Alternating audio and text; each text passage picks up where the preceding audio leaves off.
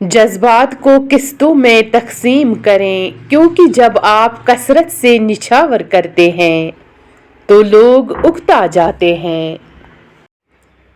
کچھ لوگوں سے بات کرنا آکسیجن کی طرح ہوتا ہے، نہ کوئی تسلی چاہیے ہوتی ہے ان سے، نہ ہی کسی مسئلے کا حل، بس تھوڑی سی ڈسکشن، نارمل بیوقوفانہ گفتگو اور بہت ساری مسکراہٹ کے ساتھ تھوڑا سا اعصابی و ذہنی بوجھ کم ہو جاتا ہے۔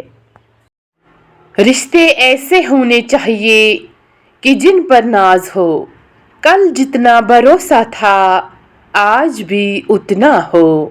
رشتے صرف یہ نہیں ہوتے جو غم اور خوشی میں ساتھ دیں، بلکہ رشتے وہ ہوتے ہیں جو اپنے پن کا ہمیشہ احساس دیں۔